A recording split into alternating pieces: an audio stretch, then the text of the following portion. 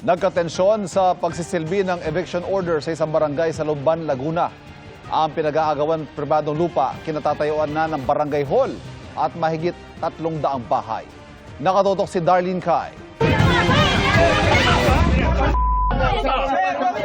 Nagkagulo sa isang compound sa barangay Caliraya sa Lumban, Laguna kahapon. Nang pasukin ng court sheriff ang compound para isilbi ang eviction order. Hindi pumayag ang barangay captain at pilit hinablot ang nagpupumiglas na sheriff. Ang pamilya ng barangay captain ang nananatili sa compound. Lumala ang komosyon nang sapilit ang palabasin ng mga otoridad ng barangay captain na pilit na kumakapit sa tarangkahan.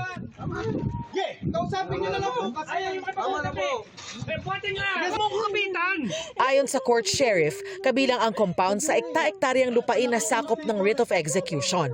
Pinaalis sa mga naroon dahil pribado ang naturang lupa. Kailangan i-implement talaga ito ang utos ng court ng MCTC Lumban, Laguna. Only DRO ang makakapagpigil sa amin.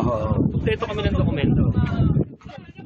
Ayon sa land developer na nagmamay-ari ng lupa, mahigit 42 hektarya ang kanilang property.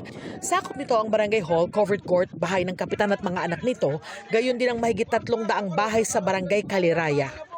May mga naibenta umunong lupain gamit ang faking dokumento, pero giit ng kapitan ng barangay, susunod ako sa batas, lalong-lalo na ang sheriff, pag naglabas sila ng survey, yung tama at eksakto.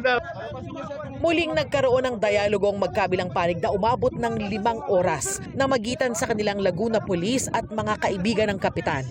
Sa huli, nagkasundo sila at pumayag ang kapitan na bakantihin ang lugar basta't payagan silang kunin ang kanilang mga gamit. Pumayag sa hiling ang may-ari ng lupa na nagtalaga na rin ng mga gwardya na magbabantay sa lugar. Para sa GMA Integrated News, Darlene Kai, nakatutok 24 oras.